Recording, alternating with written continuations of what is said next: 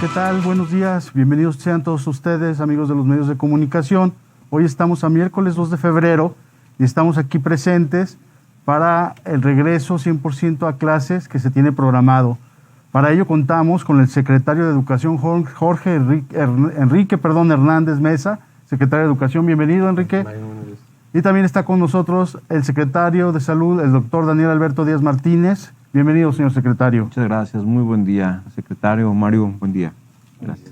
Como primer punto, le vamos a solicitar al secretario de Educación, Jorge Enrique, que nos haga favor de presentar la dinámica que se tiene programada para este regreso a clases. Adelante, señor secretario. Muchas gracias, Mario. Muchas gracias, doctor Daniel Díaz, aliado de este proceso de regreso a clases. Muy buenos días a todos los que nos acompañan en esta rueda de prensa.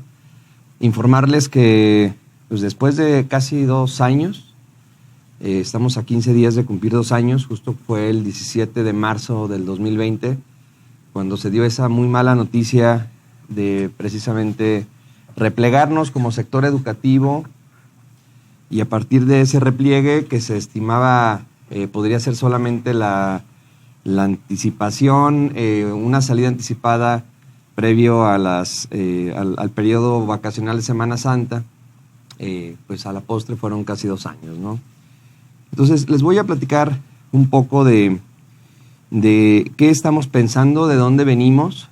Yo quisiera introducir esta información hablando de esta actividad como una gran noticia, como el arranque de una recuperación necesaria que va a marcar y que seguramente va a permitirnos como sociedad reflexionar acerca de muchas cosas, y en lo educativo iré puntualizando algunas.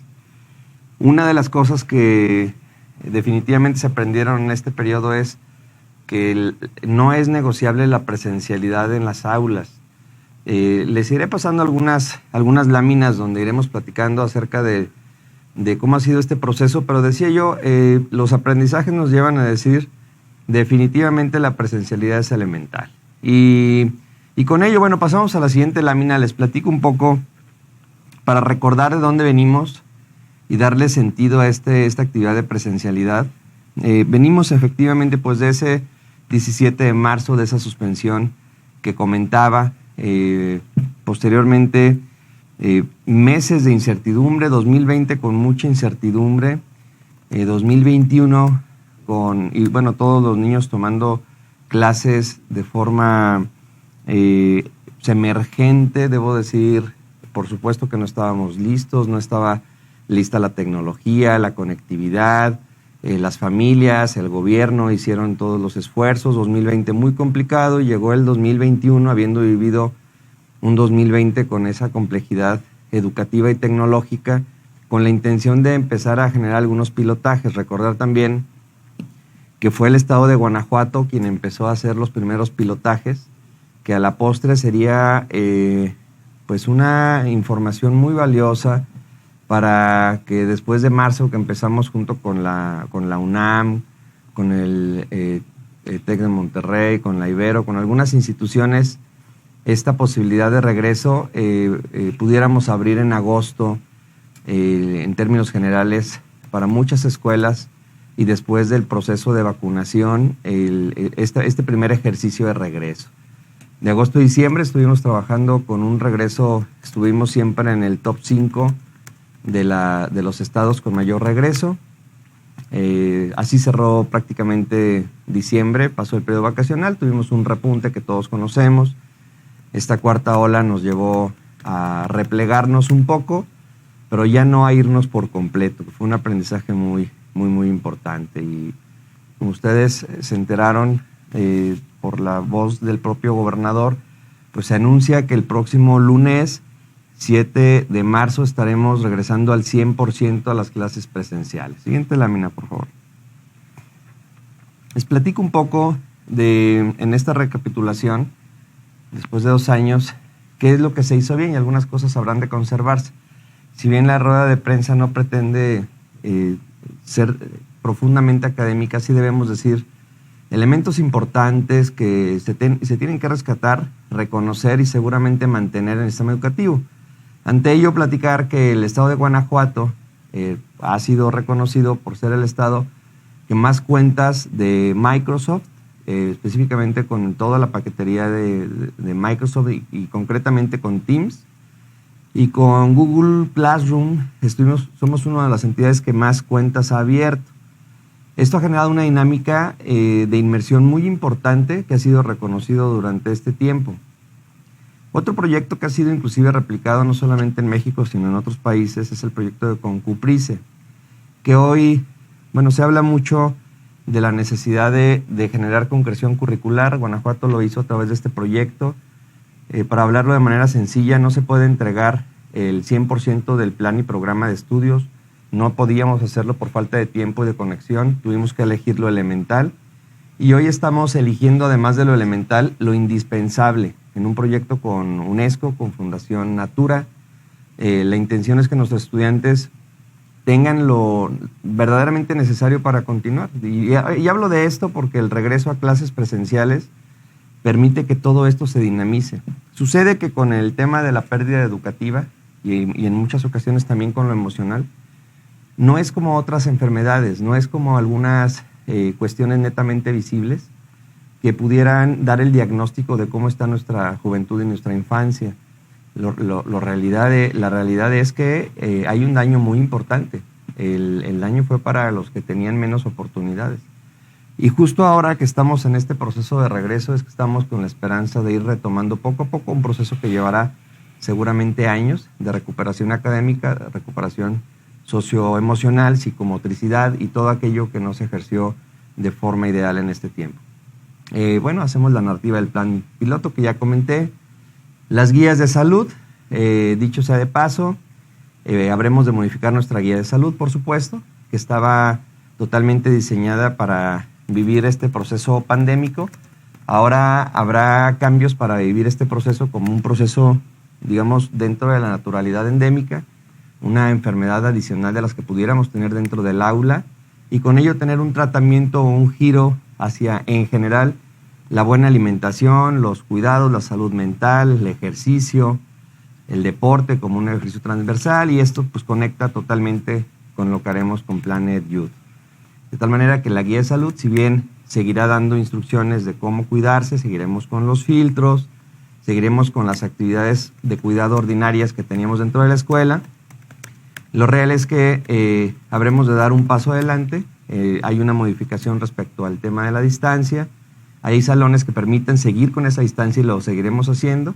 En otros que son un poco más reducidos, habremos de tener activaciones entre clase y clase de cara a que los salones puedan estarse ventilando permanentemente. Entonces, pues esta guía de salud, que ha sido una fortaleza del sistema, se mantiene ahora con este enfoque que comento, y habremos de publicarla seguramente entre el día de hoy y mañana. Ya vamos muy avanzados en los últimos puntos. Siguiente, por favor. Bueno, decir que les platico un poco, hablo de estas 10 entidades con las que hemos estado más en contacto. La semana pasada estuvimos en Nuevo León, en Monterrey, hablando con la secretaria y con su equipo de muchos temas de recuperación académica, pero uno de ellos también el tema de regreso a clases. Y aquí, bueno, dejamos 10 de las entidades que sabemos que tienen mayor retorno. Sí debo decir que Guanajuato lo está haciendo con oportunidades, de las primeras entidades que busca este retorno total. Y si pasamos a la siguiente lámina, vamos a poder observar que no es una actividad o una tendencia solamente nacional, sino también a nivel internacional, por reflejarlo más cercano. Latinoamérica, no se diga Europa, porque Europa prácticamente, hay países que prácticamente no han cerrado sus escuelas, pero para hablar de la realidad latinoamericana, pues hablar por ejemplo de Colombia, que regresó el 24 de enero, Argentina el 2 de marzo, Chile igualmente el día 2, Uruguay como nosotros el 7 de marzo, Perú empieza con la adecuación de ambientes de bioseguridad, y bueno, una serie de elementos que nos hacen ver que el entorno latinoamericano, como el entorno global, apunta a la urgencia.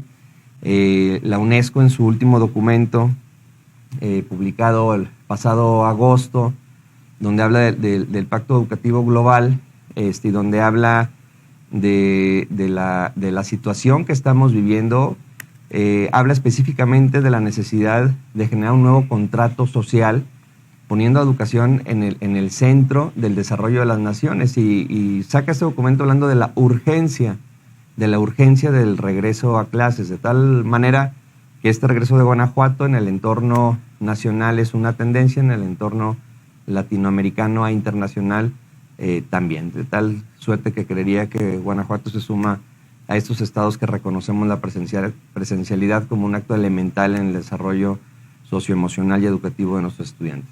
Siguiente, por favor. Y bueno, les platico un poco de algunos números, algunas cifras. Nosotros hemos estado diciendo, fundados, argumentando con base en las cifras, en las estadísticas que se han generado, decía yo, desde el pilotaje y ahora con el regreso en agosto, etcétera, que el aula se constituye como un lugar protector, como un lugar seguro. Eso no es solamente un dicho. En esta lámina podemos observar de los miembros de la comunidad que estuvieron participando. En términos generales tenemos cerca de 1.69 millones de estudiantes de todos los niveles.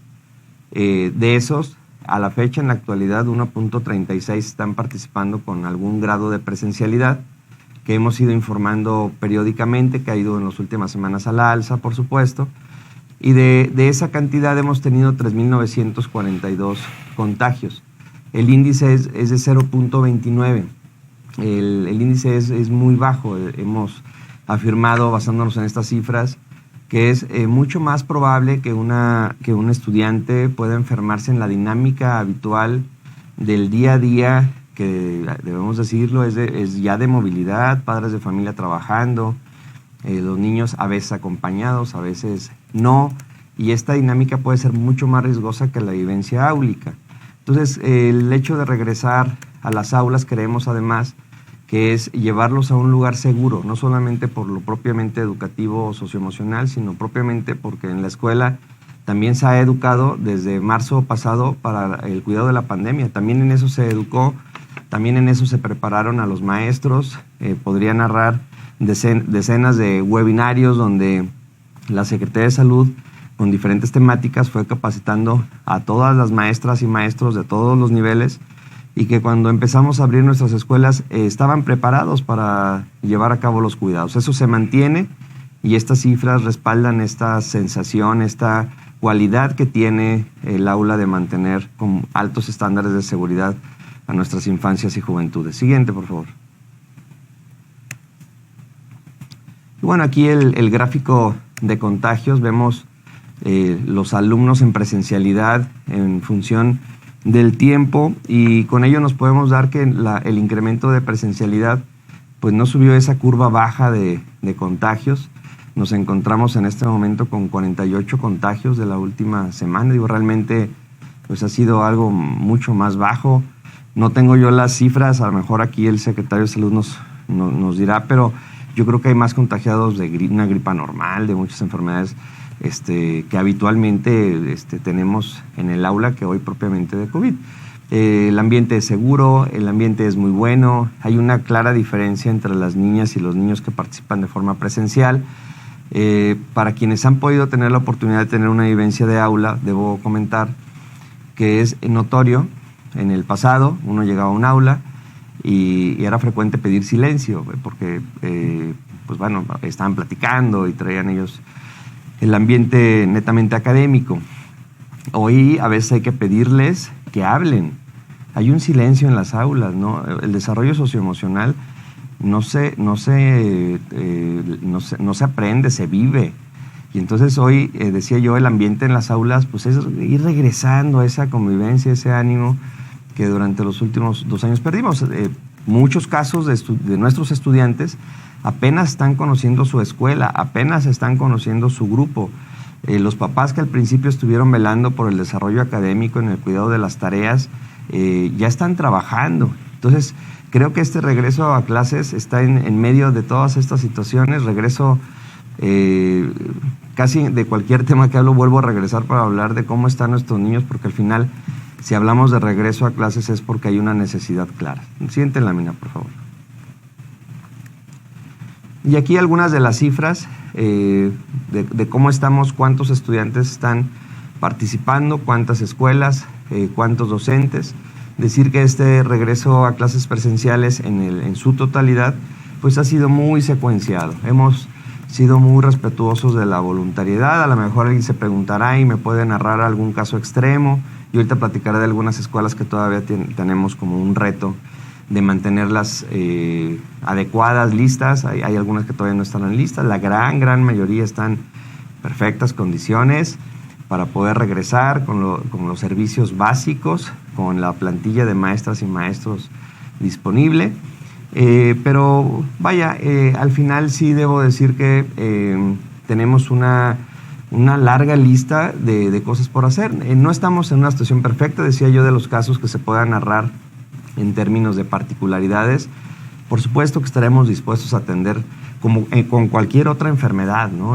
Particularidades específicas de una escuela o de una familia, se atienden como tal, con la sensibilidad necesaria, pero se atienden como particularidad. En los generales, creo que estamos totalmente listos para regresar. Las aulas están en buenas condiciones en términos generales. Las que no están listas las tenemos perfectamente claras. Tenemos un plan de trabajo con cada una de ellas. Y para las comunidades educativas de estas 51 escuelas, que ahorita les voy a mostrar, que tienen todavía alguna situación de rezago, vamos a tener o sedes alternas o aulas temporales móviles para poder atenderles. Pero al final el servicio educativo seguirá dando. Siguiente lámina, por favor. Y bueno, aquí solo por narrar de manera más puntual la importancia de la presencialidad, en esencia es la recuperación de aprendizajes. Es importante decir, quienes tenemos hijos lo podemos notar, hay momentos en los que efectivamente no se puede aprender de buena manera, pero también cuando no se aprende se desaprende, no regresan en las mismas condiciones. Lamentablemente, justo las poblaciones que tienen un rezago mayor son aquellas que ya estaban mal hace 2 años. Entonces, esta brecha que se generó es una brecha dolorosa, que, insisto, no se nota como se notaría cualquier otra catástrofe después de una situación muy dura, pero sin embargo existe y tenemos que empezar a darle el tratamiento adecuado. El abandono, la gente que no ha regresado a la escuela hoy todavía no cerramos las cifras, hemos estado trabajando a marchas forzadas, no queremos todavía cerrar el número, sino estamos dando la oportunidad de que regresen muchos estudiantes, pero sí debemos decir que ha sido un abandono muy importante, sobre todo en media superior. donde los estudiantes se han puesto a ayudar a la economía familiar. ¿Qué tenemos que ofrecerles a ellos? Pues tenemos que ofrecerles alternativas para que el regreso realmente sea viable bajo formatos abiertos, flexibles, de sábados, por la tarde, virtuales y demás. Hay que evitar el incremento del trabajo infantil, el impacto positivo de la salud mental en los estudiantes, promover la recreación, la actividad física, etcétera, ¿no? Una serie de elementos. Pasamos a la siguiente lámina, que definitivamente ponen las bases de la importancia de regresar. Esto ya un poco lo comenté. Pasamos por favor a la siguiente lámina. Y bueno, hablando un poco más de las estrategias específicas. Siguiente, por favor. Decíamos ya, pues estamos por regresar al 100% el día 7 de marzo. Por supuesto que estaremos haciendo un monitoreo permanente. ¿Esto puede cambiar? Pues claro que podría cambiar. Vaya, si hubiera algún indicador que nos hiciera replegarnos, hoy tenemos la ventaja como sistema, un sistema más resiliente, un sistema educativo capaz de movilizarse en tiempo corto, de poder tomar decisiones para replegarnos nuevamente. Ojalá que no, pero si fuera el caso, estamos totalmente listos para que esta decisión que se está tomando hoy para el 7 de marzo pudiera tener algunas adecuaciones. Como lo hemos estado haciendo, lo que hoy se anuncia tiene un nivel de monitoreo muy alto, permanente, diario. Las maestras y los maestros, sobre todo los directivos, nos entregan un reporte permanentemente que nos permite tener claridad de qué es lo que está pasando en las escuelas. Esto nos permite tener decisiones localizadas, específicas, o bien, si hay una tendencia importante con la cual debamos reaccionar, tomar decisiones para modificar nuestro esquema. Por lo pronto decir que sentimos el apoyo y el respaldo no solamente de maestras y maestros, a quienes envío un fuerte abrazo, un alto reconocimiento después de 2 años de pandemia. De verdad que es una buena noticia. Las maestras y los maestros son las primeras preocupadas por ver a sus niños, a sus niñas con poca frecuencia, encontrar en ellos estudiantes que tienen altas necesidades. A nivel laboral, tener 2 o 3 turnos más el del fin de semana por atender a los que no están participando ha sido para maestras y maestros muy desgastante, y sé que bueno, el respaldo de maestras y maestros, de los sindicatos, igualmente de las asociaciones de padres de familia, ha estado en torno a poder regresar lo antes posible. Yo diría, por supuesto, para quienes tengan ese miedo del regreso, no estamos en riesgo cero, definitivamente, ni en esta pandemia, ni en nada. Nos habremos de seguir cuidando. La cautela para este regreso seguirá en alto, y habremos de velar, sí, por la salud física, pero también por la salud emocional. Siguiente lámina, por favor. Y bueno, vendrán algunos cambios en la guía de salud. El más importante es que ahora la asistencia será obligatoria, que se reforzarán los protocolos y las medidas sanitarias, por supuesto el uso del cubreboca, el lavado de manos, el uso de gel antibacterial. En función del tipo de aula, si es factible mantener la distancia de 1.5 metros como lo teníamos, será muy bueno. Si solamente se puede mantener el metro que teníamos antes de la pandemia, bueno, pues habremos de ventilar los salones con mayor frecuencia, y se mantienen los protocolos de actuación. Sin embargo, son protocolos con un tratamiento que se daría a cualquier enfermedad. En cualquier persona que llega con signos o síntomas de alguna enfermedad, sea respiratoria o de otro tipo, pues tienen un protocolo de actuación que ya se tenía, y hoy habremos de reforzar esos protocolos. Siguiente, por favor. Venimos de un proceso, del segundo proceso de vacunación con la vacuna Moderna. Volvió a ser una vacunación muy rápida, muy eficiente. La vacuna Moderna pues ha tenido un muy buen prestigio. Me parece que ha sido muy bien recibida por el sector educativo, y bueno, la eficiencia fue el 98% respecto a los que se registraron. Solo el 2% no acudió por alguna razón, pero han ido acudiendo a otras vacunaciones de poblaciones que se han ido rezagando por razones muy diversas. De una vez comento, si hubiera, el sector salud nos ha apoyado permanentemente. Si alguna maestra, algún maestro no se hubiera vacunado, pues seguramente en algunos de los grupos que se han atendido con rezago podrán sumarse a esos grupos y ser atendidos como ha sucedido durante todo el proceso de vacunación. Siguiente lámina, por favor. Y les decía, de estas 51 escuelas, que tenemos algún reto, 11 de ellas dábamos cuentas, ya abrieron sus puertas. Hay escuelas que no están totalmente cerradas, hay escuelas que tienen una parte trabajando y otra parte abierta, o que el daño que habían tenido no es razón por la cual le vamos a cerrar totalmente la escuela. El resto se encuentran en proceso de intervención. Próximamente estaremos reaperturándolas. Las que tengan algún daño mayor y que tengan que, como sucede frecuentemente en las más de 12,000 escuelas que tenemos, algunas definitivamente hay que demolerlas y volverlas a hacer o buscar sedes alternas. Si alguna de esas estuviera en esa condición, seguramente se informará a la comunidad educativa, y es muy posible que ya se haya hecho, en cuál escuela se tendrán que movilizar. Tenemos también la estrategia de aulas móviles, lo cual permitiría tener acceso al servicio educativo de forma presencial, inclusive en lugares donde solamente se tenga el terreno, la instalación hidráulica y física para tener los sanitarios y lo básico para el cuidado. Se gestionaron 30 aulas móviles que ya nos entregó la Federación. Justamente estamos recibiéndolas esta semana para atender el proceso de estas 51 escuelas.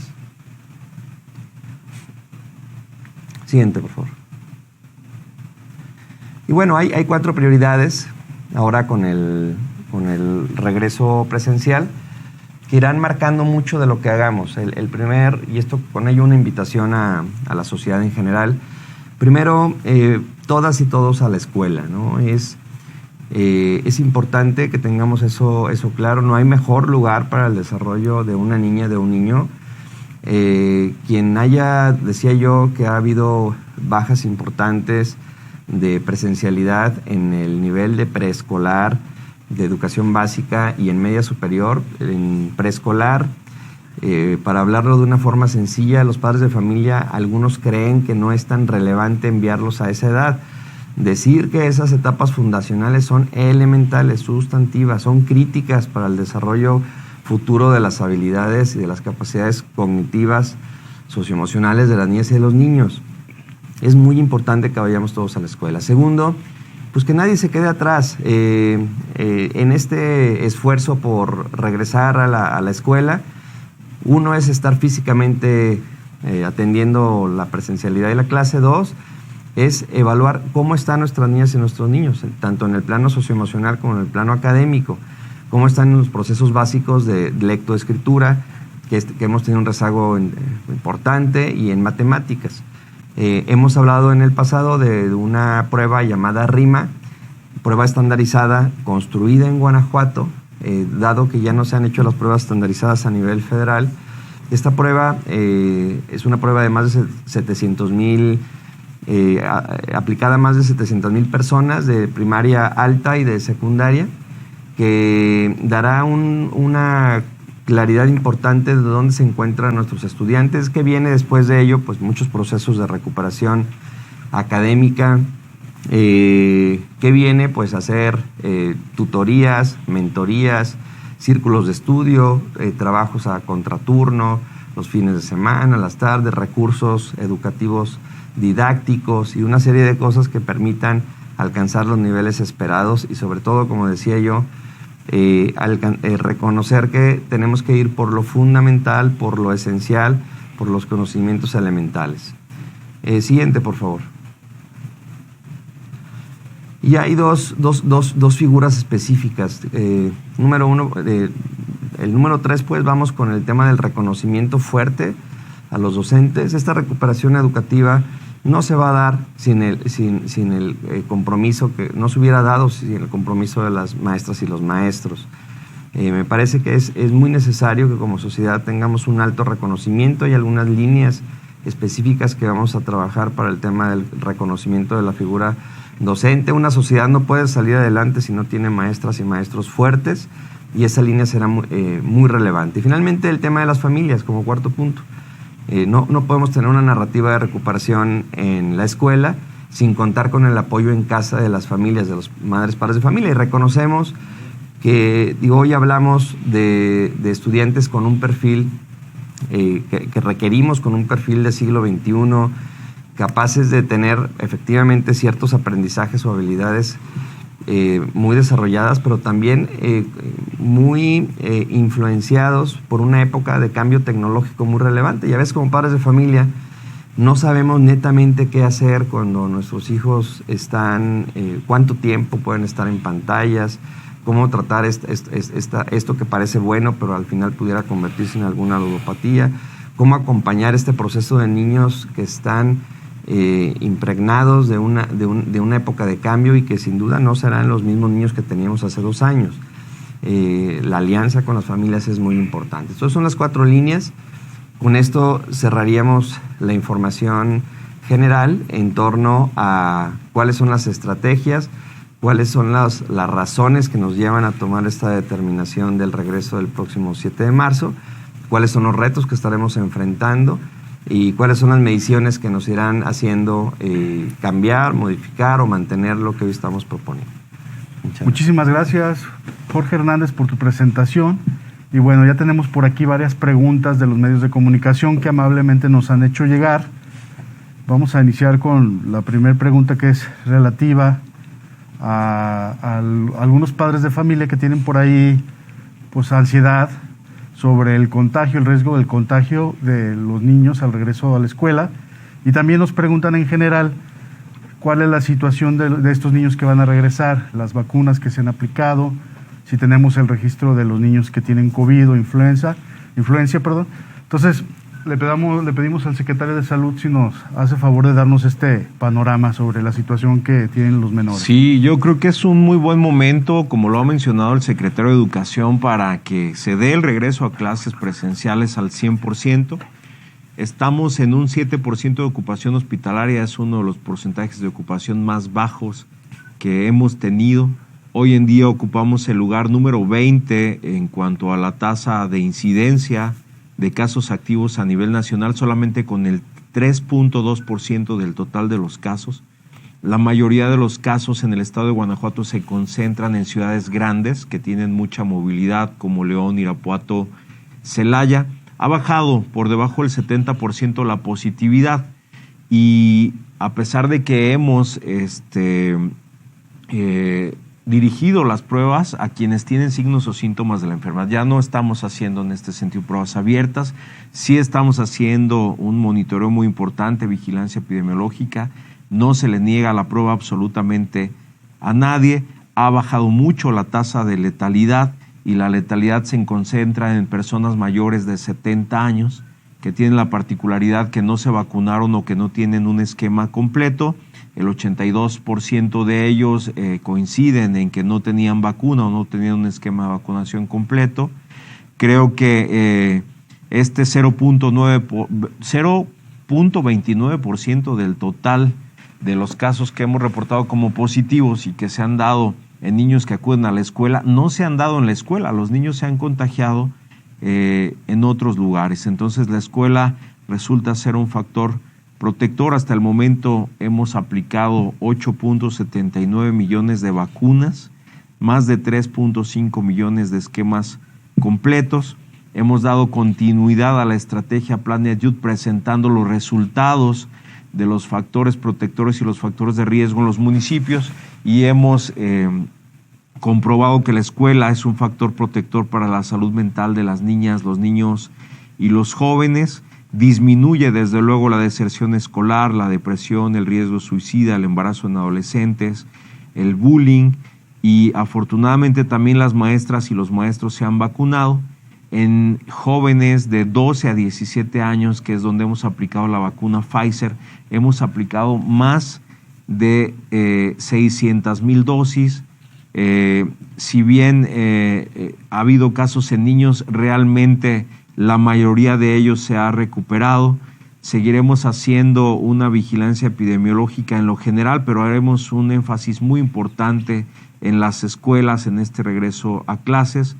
Trabajaremos de la mano con la Secretaría de Educación para certificar a las escuelas como escuelas saludables, verificando sus protocolos con la Dirección de Prevención y Promoción a la Salud y la Dirección General de Protección contra Riesgos Sanitarios y las jurisdicciones sanitarias. Lo primordial para nosotros es la seguridad de las niñas, de los niños, de los maestros, de los padres de familia. Seremos flexibles en función de que no haya mutaciones o repuntes a nivel global o a nivel nacional.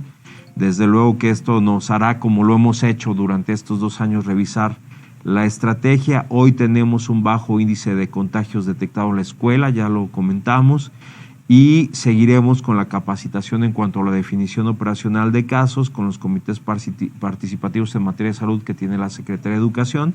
Esto para que sepamos identificar oportunamente cualquier signo o síntoma que nos haga sospechar de un caso probable y cómo vamos a manejarlo en conjunto con ellos. El aislamiento por 7 días, ya no es necesario cerrar escuelas ni suspender actividades en los salones de clase.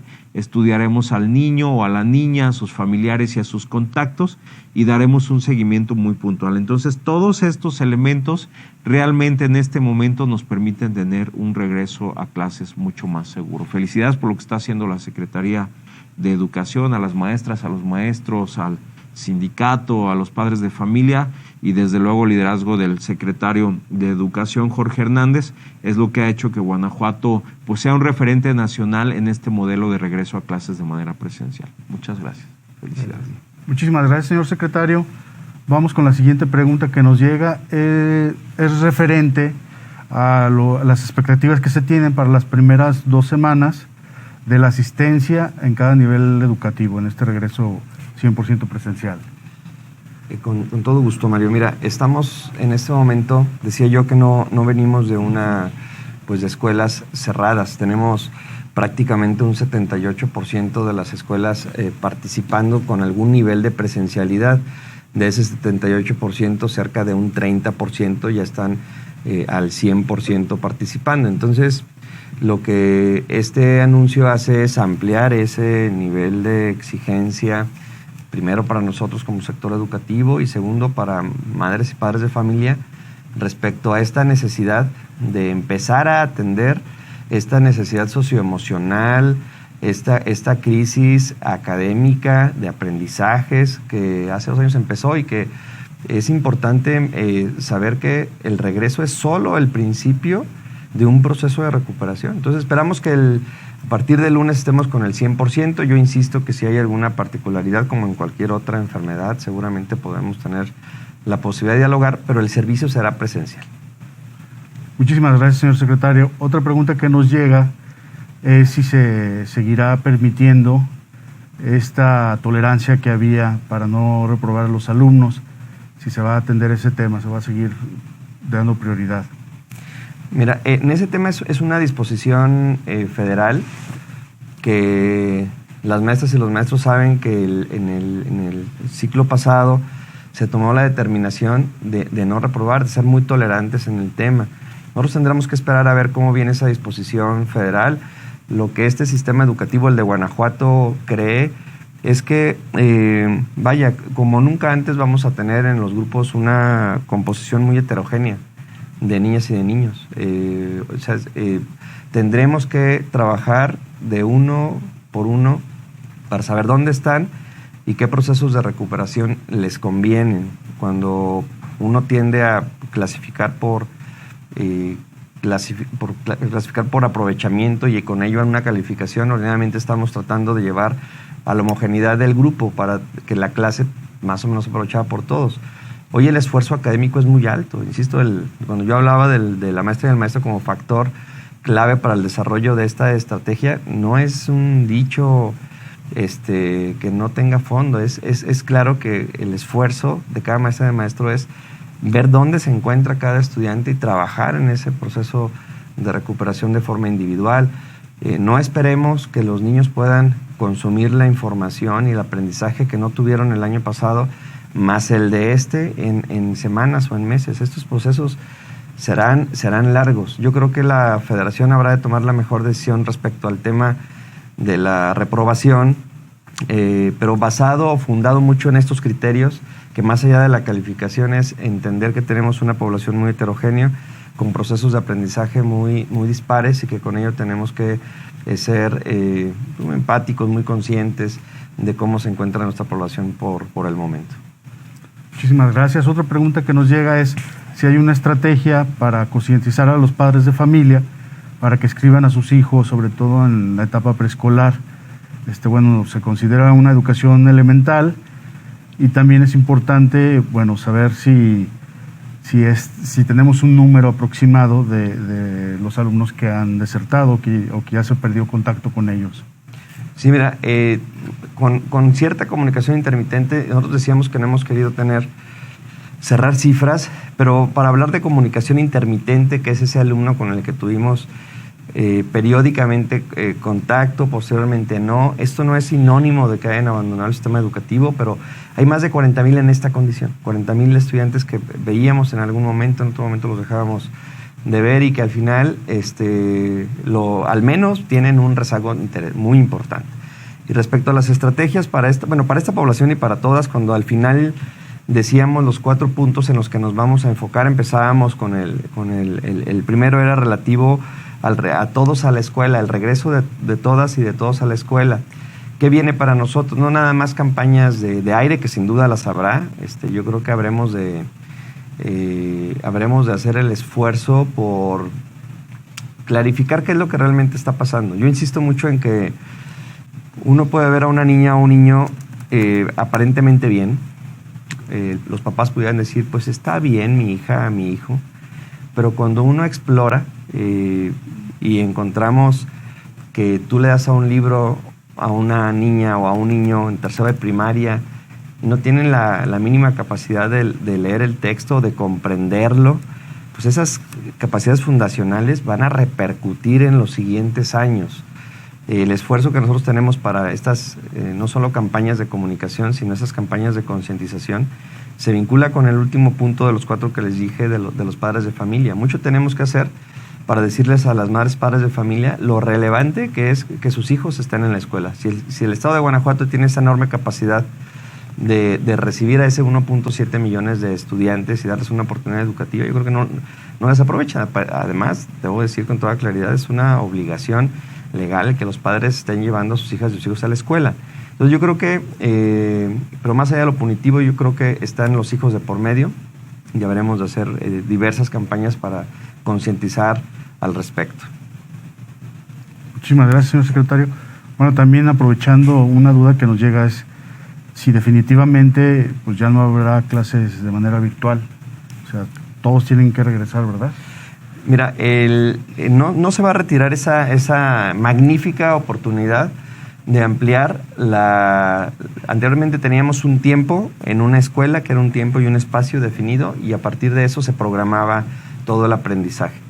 Lo que sí sucederá es que además de esa presencialidad, seguramente podremos tener muchos recursos a contraturnos. Si estudio en la mañana, seguramente en la tarde podría tener yo acceso a espacios de regularización de forma virtual, algunas actividades, algunas masterclass que se den para todos, conferencias, actividades de ese tipo, talleres, pero lo real es que no va a suplir lo virtual como sucede ahora lo presencial.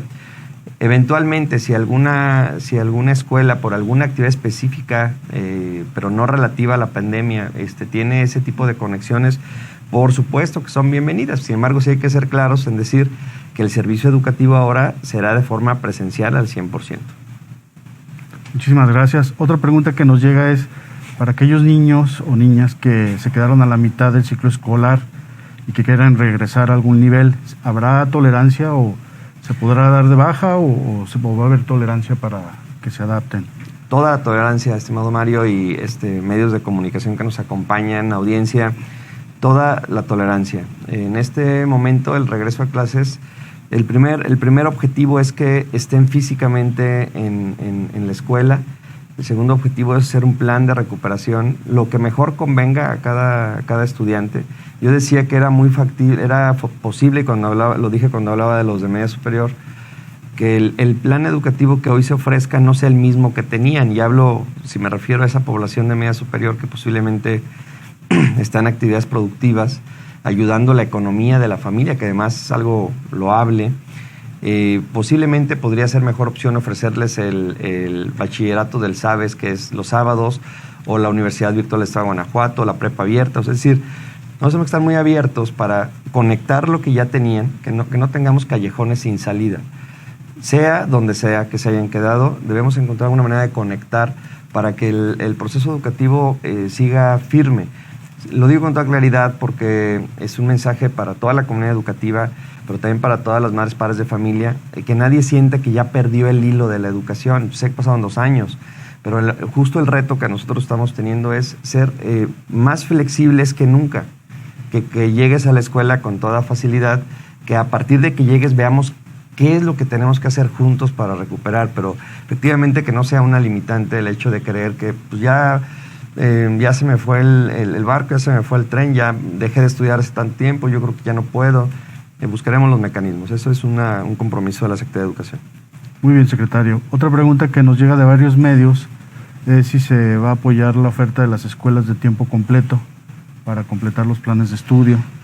Sí, es una pregunta, estábamos esperanzados en que en las reglas de operación de la escuela es nuestra, como se había dicho, se hubiera contemplado el tema de las escuelas de tiempo completo, que para el caso de Guanajuato, pues tenemos 685 escuelas con cerca de 65,000 estudiantes, que ahora que regresamos tenemos el reto de encontrar un mecanismo, porque ahí tenemos un boquete financiero, dado este recurso que no llegará de cerca de 400 millones de pesos.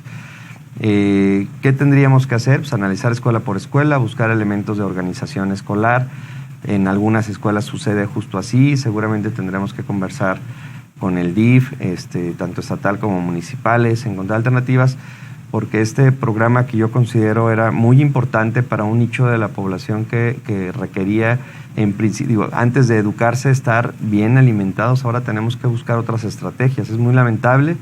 Efectivamente, esta semana pues pudimos percatarnos de que no viene en las reglas de operación de la escuela de nuestra y que el Estado tendrá en este tema que buscar alternativas. Muchísimas gracias, señor secretario. También nos preguntan si va a haber algún apoyo para los papás que, bueno, han tomado la decisión de no mandar a sus hijos a la escuela de regreso, y cuál es la manera de que se dialogaría con estos padres de familia, ¿verdad? Que han tomado pues esa decisión de que prefieren no regresar, que no regresen todavía los niños a la escuela. Mira, es entendible, Mario. Siempre hemos sido muy cuidadosos de respetar la voluntad de los padres de familia, porque sabemos que es un tema que, ha ido bajando la proporción de padres de familia que no han querido optar por el regreso. Lo decía yo con el porcentaje que ya tenemos trabajando con algún grado de presencialidad. Son los menos los que tienen todavía alguna cuestión que les impide llevar a sus hijas o a sus hijos. Pero sí, claro, ¿qué tenemos que hacer? Seguimos en un espectro de ser tolerantes, de dialogar. Lo que sí debo ser muy claro es que no hay servicio educativo virtual a partir del día 7. ¿Qué debe considerar el padre de familia? Yo le invitaría a que vaya a la escuela. Finalmente, la participación de los padres de familia está considerada en todos los planos. No solamente es posible, sino es necesaria. Si hay algo que observar en la organización escolar, bienvenidos los comentarios, porque se cuida a su hijo y cuida a los hijos de los compañeros de esa comunidad. Invitarles a encontrarse con la escuela y busquemos los cómo sís. Yo sé que no hay un papá que tengamos hijos y que queramos hacerles mal. Siempre estamos buscando el bien. Lo que sí les diría es, hay un daño importante que no se nota. Podemos estar generando marcas muy profundas, cicatrices que nunca se van a quitar en el plano educativo. ¿Qué pasa con la pérdida educativa? Que a lo mejor no es un niño que deserte hoy, pero a lo mejor ya no transita a secundaria o no continúa en preparatoria, porque cuando llega el momento de tener competencias que no pudo sembrar en edades tempranas, eso le va a afectar de manera muy importante. Es un llamado de conciencia. Esto que comento yo el día de hoy seguramente lo podrá hacer también padres de familia con directivos, con maestras, con maestros, y encontrar opciones, porque finalmente el servicio educativo, aunque tendrá algunos niveles, decía yo, de virtualidad, esencialmente será presencial. Entonces aprendamos a cuidarnos. Sé que no hay riesgo cero, sé que no es sencilla la decisión. Sin embargo, en medio hay una niña y un niño que también tienen el derecho a ser educados. Muy bien, secretario. También nos preguntan muy en específico sobre los horarios, que si los horarios que se contemplan en este regreso van a ser los tradicionales que se venían manejando. Sí, serán los horarios ya, digo, cada escuela hará la comunicación propia de las particularidades, sobre todo la de horario. Seguramente por este tema de los filtros habrá necesidad de tomar previsiones. Estamos también en comunicación con las autoridades municipales para que podamos, con el apoyo de Tránsito, Protección Civil y quien nos apoya en la movilización normalmente matutina, los tráficos y demás, pues podamos todos colaborar para que sea un regreso ordenado, tranquilo, alegre, sabiendo que es una enorme oportunidad de regresar a esas condiciones que hace 2 años no teníamos. Otra pregunta que nos llega es acerca también de las faltas. Me imagino que entran en el mismo esquema, ¿verdad? Lo que se tiene contemplado. Sí, efectivamente. Es decir, no podemos ser rígidos. Me refiero yo, si entiendo la pregunta bien, alguien estaría pensando en si en el pasado tuvo una serie de faltas, inasistencias o inconsistencias en su trayectoria educativa, ¿qué postura tendremos? De mucha flexibilidad. En el futuro, las faltas a la escuela, bueno, pues esas sí serán faltas normales, ¿verdad? Es decir, no es... sé que nos hemos acostumbrado a que no solamente en lo escolar, sino en el trabajo, en ciertas cosas, a veces es igual ir o no ir, y sé que hay escuelas que tienen la posibilidad de entregar por la tecnología, por los dispositivos y la conectividad que tienen, entregar las clases de forma remota. Alguna podrá hacerlo cuando algún estudiante está enfermo y sería maravilloso.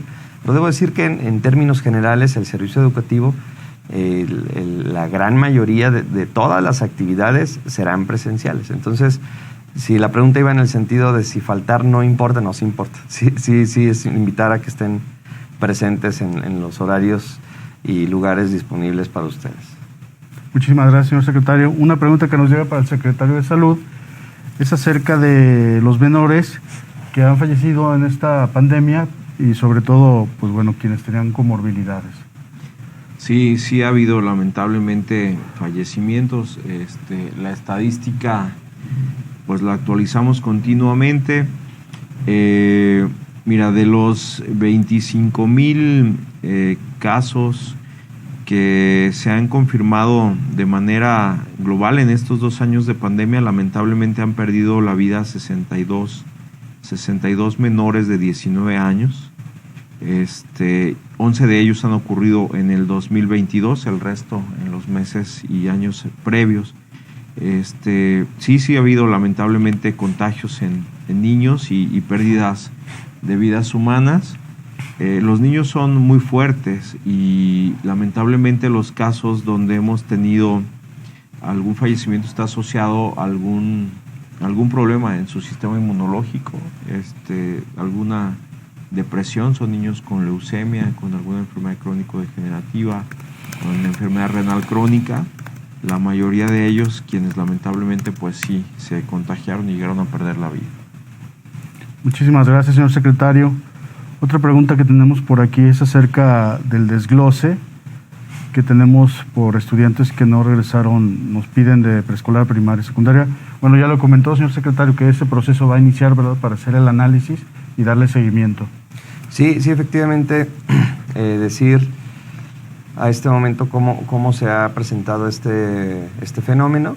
Sí debo ser enfático en que justo esta flexibilidad que estamos ofreciendo para que puedan regresar, sea donde se hayan quedado en decía yo, de este proceso de callejones sin salida. Pero bueno, en preescolar no se mide como tal el abandono. En primaria fue muy estándar, no quiere decir que sea positivo, es muy negativo, pero quiero decir es muy similar a lo que ha habido en otros años, en este caso 0.7%, en otros años 0.6, 0.5%. En secundaria es del 3.6%. En media superior es la fracción que yo comentaba con mayor preocupación, es del 15.5%, y en superior es del 7.9% a este momento. Llamado es que estas cifras pues disminuyan. ¿Cómo van a disminuir? A partir del día 7, el día lunes, ayudándonos a que regresen a las aulas. Es un esfuerzo, un llamado social, un llamado a todas y a todos para poder lograr que estos números sean diferentes. Y les digo en números cómo estamos a este momento. En nivel primaria son 8,223 que tenemos en esta condición. En secundaria 12,589. En media superior 37,987 personas. Y en superior 11,623. En suma son casi 70,000 que tienen esta condición, que en este momento estamos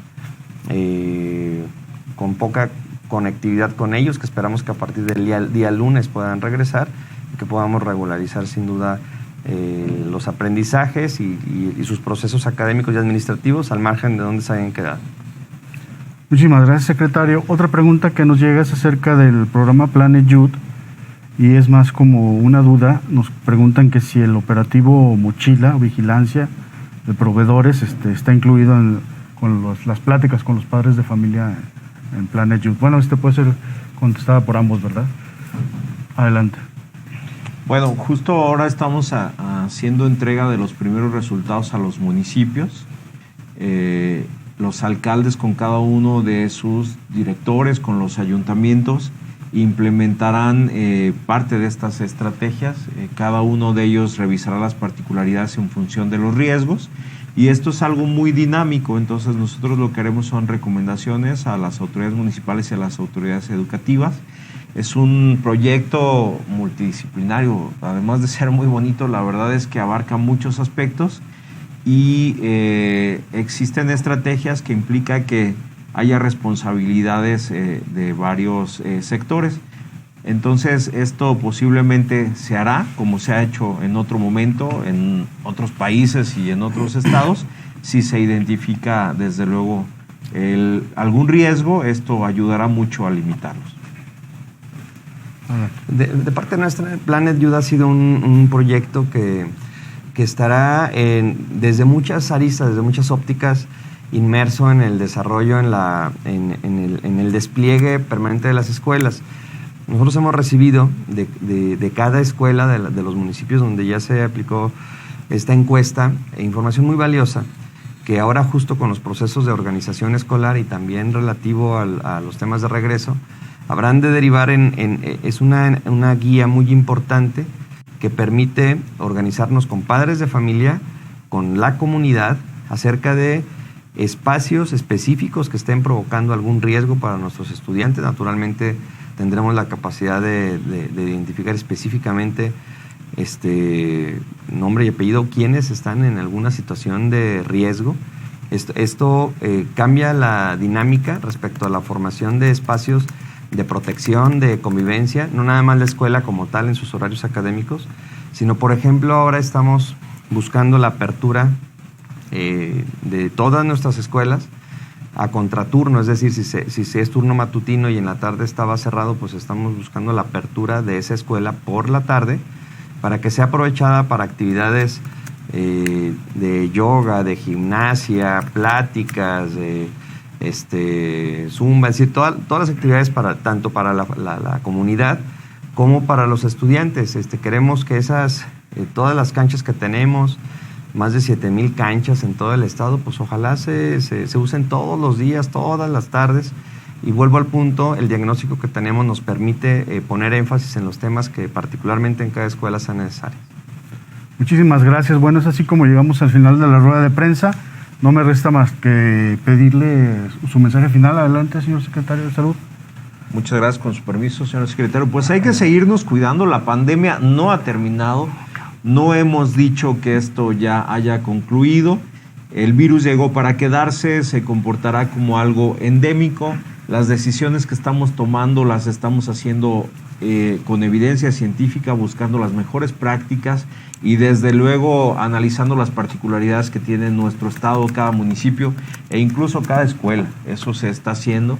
El trabajo en equipo será permanente, como lo ha indicado el gobernador Diego Sinúa, encabezado por él, incluso en ese sentido. Y nosotros, pues muy contentos de poder participar con la Secretaría de Educación en este regreso a clases. Cuenten con nosotros de manera permanente, sigan utilizando el cubrebocas, hablen con sus niños, papás hablen con sus niños en casa y sigamos siendo muy conscientes en el cuidado de nuestra salud. Si alguien todavía falta vacunarse, vacúnense por favor, tenemos vacuna, es lo que realmente está demostrado que protege contra un caso grave, que te hospitalicen, te intuben o la posibilidad de morir, sobre todo si somos personas que tengamos algún factor de riesgo. Muchísimas gracias y como siempre a sus órdenes. Maestro Jorge, su mensaje y también una pregunta que nos llega de último momento sobre las universidades. ¿Ellos también regresan igual? Sí, nosotros tenemos dentro de nuestras atribuciones específicamente lo propio a la educación básica, con mucha colaboración en los sistemas, en algunos son totalmente estatales de media superior, otros son federales y con participación estatal. Igualmente en educación superior, lo que quiero decir, en algunos subsistemas, sobre todo de corte federal, tenemos acuerdos y negociaciones que responden a esa necesidad de tener la misma visión con la federación. En términos generales, yo podría decir que prácticamente estamos alineados en esto del regreso. Todavía hay algunas instituciones de educación superior que están por regresar. Yo espero que con esta fuerza de la decisión que se tomó a nivel estatal podamos gradualmente regresar, también en aquellas que no son totalmente de corte estatal, instituciones que, sobre todo educación media superior y superior, todavía por decisiones nacionales han estado esperándose un poco, producto de acuerdos sindicales, producto de algunas cosas.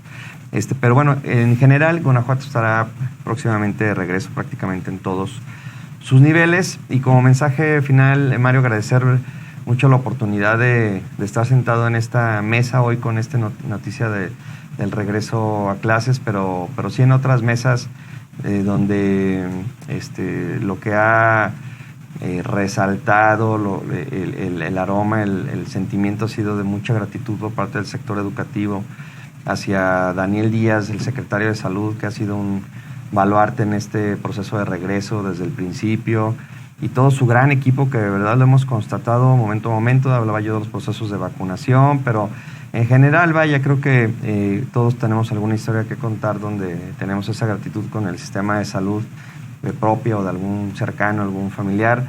En esos procesos también estuvieron muy cercanos, estamos muy agradecidos, trabajando muy de la mano, comunicación constante con este ánimo liderado por el esfuerzo del gobernador por mantener al Estado en todas sus aristas activo pese a estos momentos tan complejos.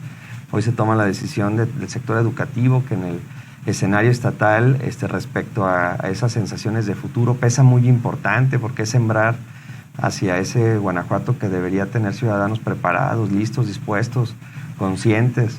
Y ese momento del regreso a clases simboliza todo ello. Entonces agradecer ese apoyo a todo el sector salud y nuevamente cerrar con esto, agradecer a quienes hacen posible que este regreso suceda, maestras, maestros, autoridades educativos, directivos, las directoras, los directores son el alma de cada escuela y que le ponen alma, vida, corazón para que esa escuela, aún con las limitaciones que podamos tener, sea un espacio agradable para nuestras niñas y nuestros niños. Estaremos muy atentos, seguramente estaremos en comunicación permanente. Gracias TV4 por el espacio para alojar esta rueda de prensa y a todos los medios de comunicación que amablemente nos siguen. Pues muchísimas gracias. Así como llegamos al final de esta rueda de prensa, agradecemos a todo el equipo de TV4, también a todas las personas que trabajan con nosotros en la Coordinación General de Comunicación Social del licenciado Alan Zahir. Y bueno, los invitamos el próximo viernes a que no se pierdan la rueda de prensa con los datos semanales de coronavirus. Muchísimas gracias y hasta la próxima.